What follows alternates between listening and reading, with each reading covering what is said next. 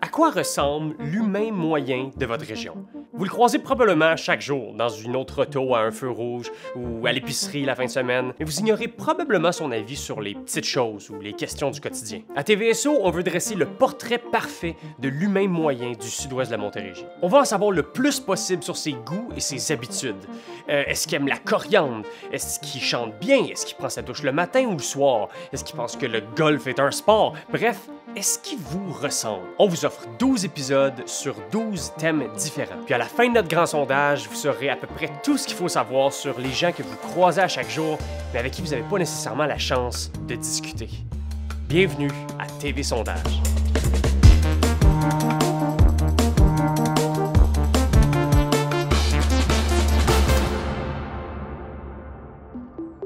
Le thème de notre 4e épisode, c'est l'amour. Dieu sait que c'est important d'en parler à l'émission parce que c'est reconnu que le sud-ouest de la Montérégie, c'est la capitale de l'amour. Notre échantillon d'aujourd'hui est composé de 10 personnes qui, pour le meilleur et pour le pire, ont déjà été en amour. Je vais leur poser 10 questions qui couvrent à peu près toutes les facettes de leur vie amoureuse. C'est peut-être des questions que vous n'êtes jamais posées, mais elles en disent beaucoup plus sur l'humain que ce que vous pensez. Et encore une fois, si jamais vous êtes intéressé à y répondre vous-même, n'hésitez surtout pas à nous écrire où vous voulez dans les commentaires. Parfait, donc sans plus tarder, on commence avec les 5 premières questions et on se retrouve pour l'analyse des résultats.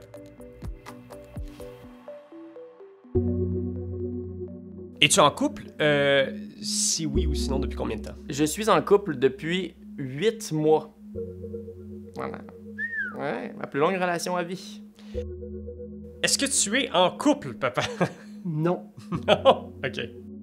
Oui, je suis en couple depuis le mois de mai, depuis 8 mois environ. 8-9 Ok. mois. Non, je ne suis pas en couple. OK. Depuis combien de temps? Depuis le 20 août, là. À 12h45 à peu près.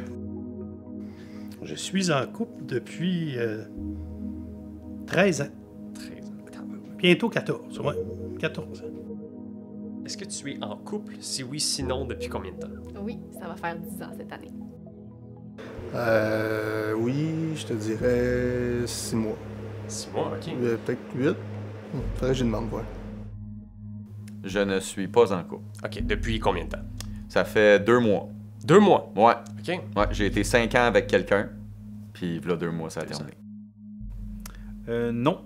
Je ne suis pas en couple depuis... je ne compte plus les années. C'est peut-être 6 ans, 7 ans. Oui, depuis presque 5 ans.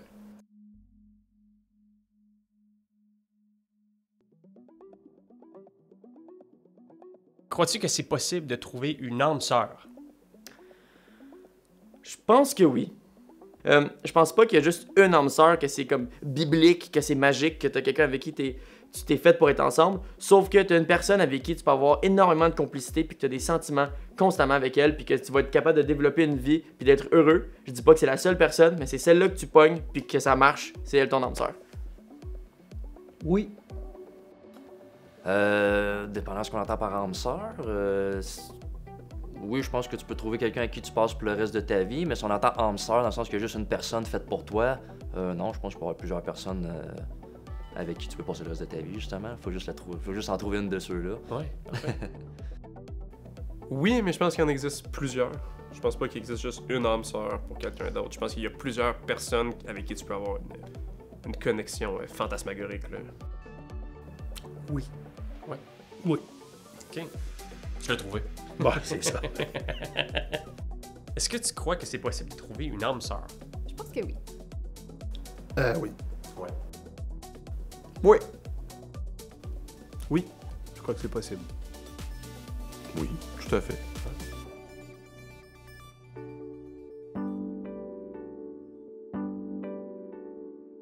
Est-ce que tu peux être en amour avec quelqu'un qui est fondamentalement en désaccord avec toi politiquement? Absolument. Je suis sûr que oui. La politique, ça n'a pas de place dans l'amour. Oui. J'ai aucune opinion politique, fait que c'est dur de trouver une personne comme ça. Oui, d'une certaine manière, j'imagine. On va dire oui. Ouais, probablement. Oui, absolument. Je crois que oui. Ouais. Est-ce que tu pourrais être en amour avec quelqu'un qui est fondamentalement en désaccord avec toi politiquement? Je pense que oui. Oui. Dans mon cas, je pense que non. Je pense que ça indiquerait une différence de valeur trop grande Ouais. qui serait un problème dans la vie de tous les jours. Oui. Oui. OK. Ouais, c'est correct d'avoir des idées divergentes, je crois, différentes. Ça générerait des bons débats, mais oui, il y a moyen de laisser la politique de côté. Là.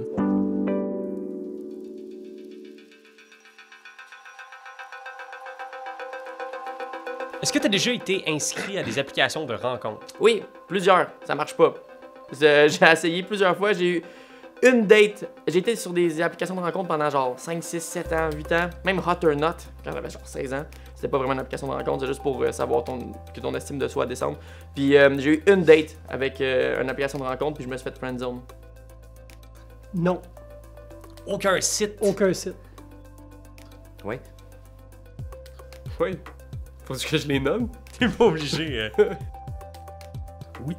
Est-ce que tu as déjà été inscrite à des applications de rencontres? J'ai déjà essayé, mais ça durait une question de jours. Hein. OK, ouais. C'était comme 2-3 jours, j'essaye, mais Ok. ça n'a pas duré longtemps. Jamais, non. Non. Pas à ma connaissance, que je me souvienne. Aussi loin que je me souvienne, non. Non, jamais.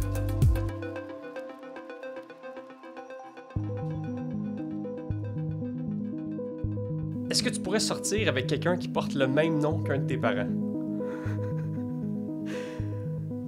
Oui, mais je l'appellerais jamais par son nom.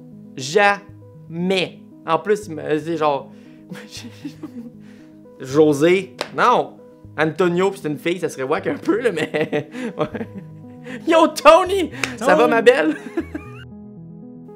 Oui. T'es désespéré à ce point-là.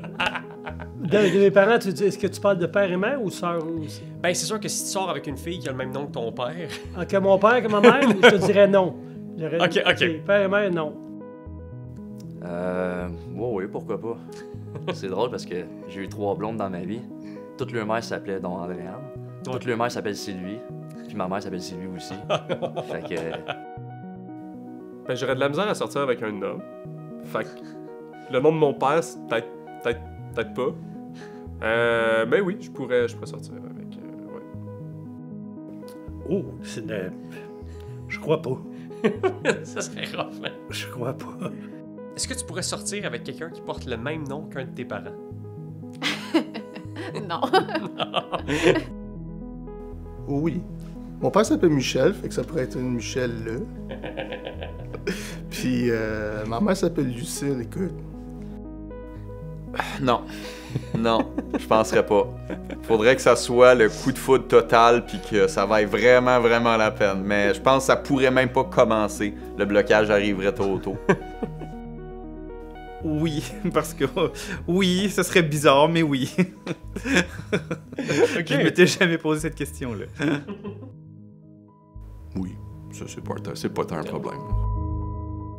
OK, on prend une pause. C'est l'heure de l'analyse des résultats. Débutons avec la première question. Êtes-vous en couple? Si oui, sinon, depuis combien de temps? J'ai pas été très intelligent en posant cette question-là dès le début. D'abord, célébrons les succès. 60% des répondants disent être en couple et pour certains, depuis très longtemps. Par contre, ça révèle aussi que 40% des répondants ne sont pas en couple. Et des ruptures, ça fait mal, surtout quand c'est récent. J'ai mis à risque le projet en démoralisant presque la moitié des participants. Je m'excuse d'avoir failli à mon travail. À la place, j'aurais dû poser la deuxième question. Croyez-vous qu'il est possible de trouver une âme sœur? Et c'est là qu'on voit que les gens de la région sont des romantiques. 90% des répondants disent que oui, c'est possible de trouver une âme sœur. Et pour certains, il y en a même qui disent qu'il en existe plusieurs. Ce qui est rassurant pour ceux dont l'âme sœur se trouve à quelque part au pôle Nord ou en Inde. Pour ceux qui disent l'avoir trouvé, c'est une très bonne nouvelle et un sacré coup de chance qu'elle habite proche. Pour ceux qui la cherchent encore, abandonnez surtout pas et foncez. Troisième question. Pourriez-vous être en amour avec quelqu'un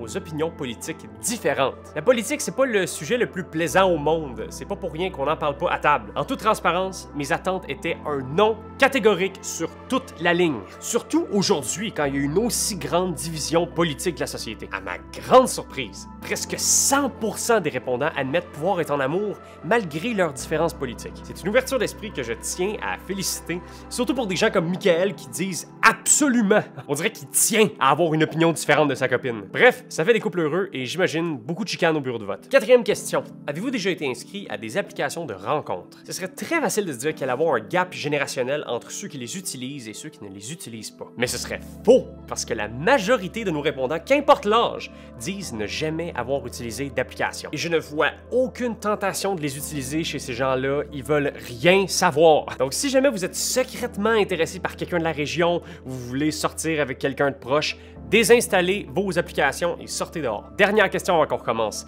Pourriez-vous sortir avec quelqu'un qui porte le même nom que vos parents? Cette question-là, elle est malsaine.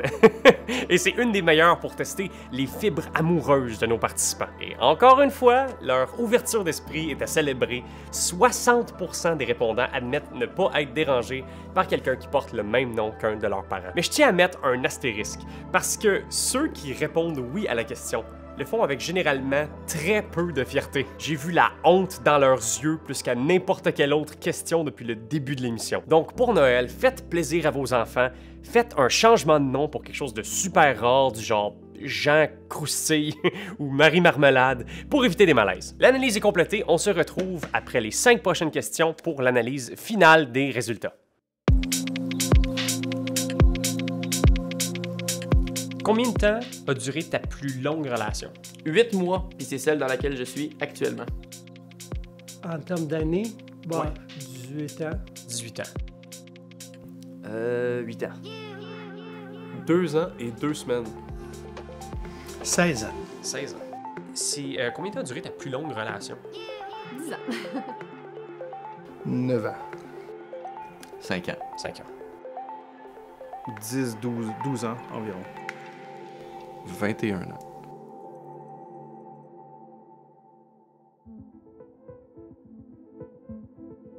Combien de temps a duré ta plus courte relation? 1 semaine, puis c'est avec la même personne. Il y a 5 ans. Sacrilège. Ma vie amoureuse est incroyable. Un mois. C'était au primaire, au secondaire. C'était cégep. La plus courte, je vais dire 2 mois. C'est celle qui s'est terminée le 20 août dernier. Combien de temps? C'était pas clair en fait, parce qu'on sortait ensemble et. On disait au monde qu'on sortait ensemble, mais entre nous, on était comme. 8 mois. Une semaine? Ben, Tu sais, avant de dire une relation, ça. Une nuit? Ouais, je comprends. Combien de temps a duré ta plus courte relation? Quelques mois. Une journée. 5 ans. Une nuit? 5 ans maintenant, presque. Ok, crime. T'as un bon. Je suis t'as un quelqu'un de bon relativement stable.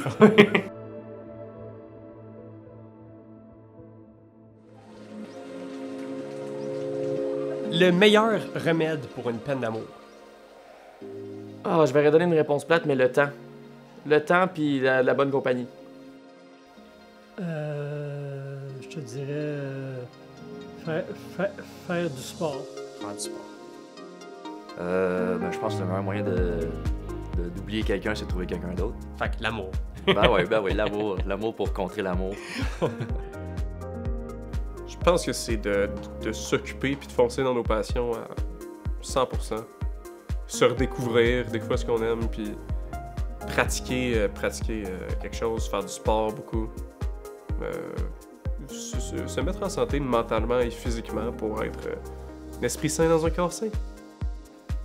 Les amis? Le meilleur remède pour une peine d'amour. Je pense que c'est des activités, s'amuser puis faire des choses pour soi.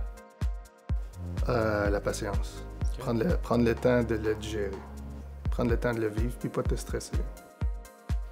Je dirais s'occuper, mais de façon saine, là, pas tomber dans comme l'obsession, là, mais tu sais, définitivement, là, quand moi ça a terminé, là, sortir, voir plus souvent mes amis, participer à des activités, tu sais, sortir de la maison, se partir des projets pour le fun, là, qui vont occuper le temps libre que ça crée, là. Puis, tu sais, justement, sans faire de l'évitement complètement, il faut que tu y penses un peu puis que tu y réfléchisses, mais s'occuper, se garder actif, là, ça fait du bien. Ouais. Voir ses amis. Passer du temps avec ses amis, sa famille. Je vais pas dire l'alcool parce que c'est pas bon pour la santé, mais d'en parler avec quelqu'un de confiance, de vider ses sentiments.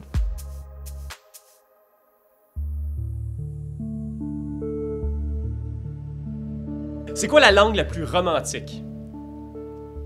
L'allemand. C'est pas vrai. La plus romantique, je dirais le français, parce que je trouve que c'est là que t'as le plus de liberté, parce qu'il y a tellement de mots, puis il y a tellement de façons étranges de les écrire, quand même à l'écrit c'est beau. Comme cœur, C-O-E-U-R. C'est plein de mots, c'est fancy, c'est beau. Voilà. Je te dirais l'italien. La langue la plus romantique, je veux dire le français. OK. Je trouve ça beau comme langue. Vite de même, là, j'irais avec soit l'espagnol ou le suédois. Plusieurs disent le français. J'irai avec le français. C'est quoi la langue la plus romantique? Le français. C'est sûr, c'est l'espagnol, c'est sûr. Je pense que ça reste le français. Ouais. Québécois ou français de France? Non, québécois. Ok. C'est parler comme on parle normalement, là. Ouais. L'italien. Italien? OK. Par le son, simplement. Je le comprends pas, mais je trouve... j'aime le son. Le français, suivi de l'italien.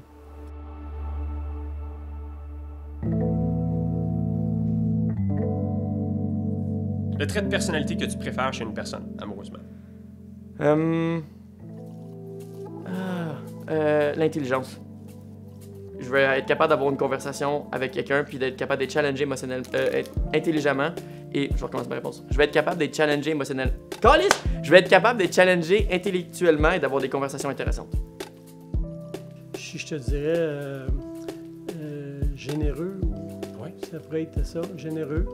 Généreux et humour. La simplicité. Le sens de l'humour. L'humour. Le trait de personnalité que tu préfères chez une personne, amoureusement? Quelqu'un qui est à l'écoute. Le trait de personnalité, la douceur. Quelqu'un de doux. T'sais, pas quelqu'un qui est pas sur le gun, quelqu'un qui est calme, qui est doux avec toi, qui prend soin de toi. T'sais. Un bon sens de la communication. Je sais pas si ça compte. Oui, Ouais. c'est parfait. Son intelligence. Émotionnelle, peut-être, je dirais. Une personne gentille. Une personne qui est foncièrement positive, gentille, qui Bonne, tu sais. Ouais. C'est pas tant une qualité d'être une bonne personne, mais quelqu'un qui est foncièrement gentil, je pense que t'as un bon point de départ.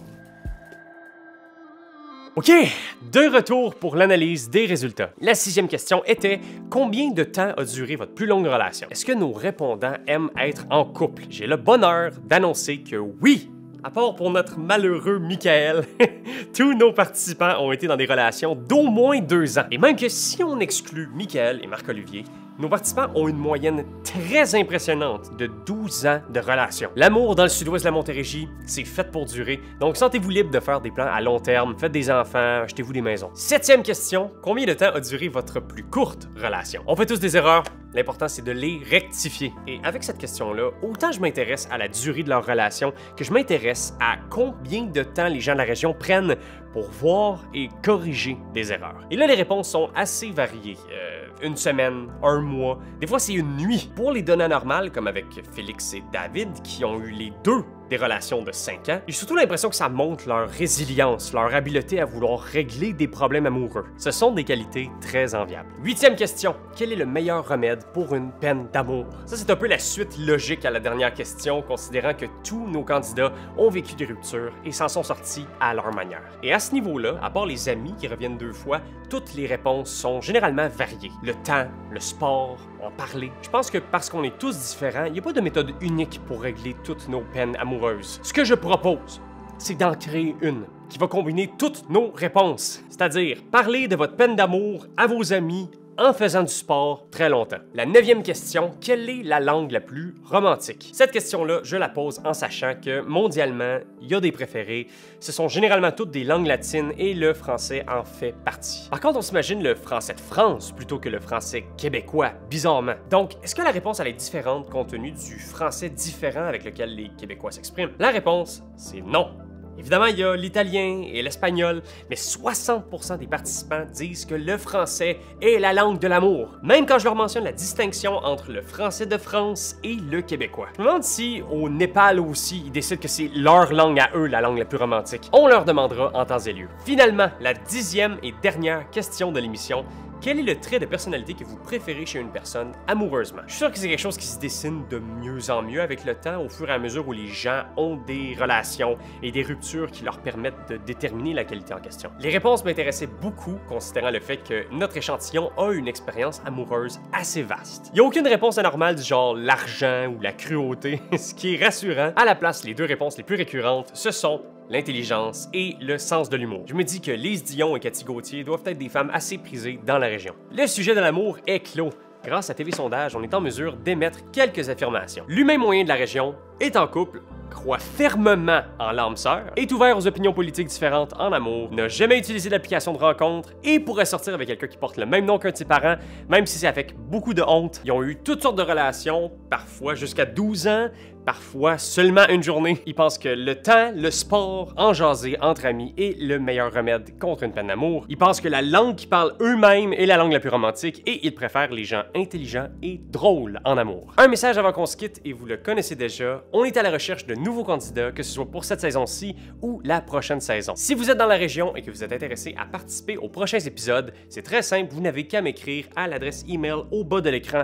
Ça prend maximum 1 heure et je vous promets que vous allez avoir un maximum de plaisir. Sinon, merci beaucoup de votre écoute et on se revoit la semaine prochaine.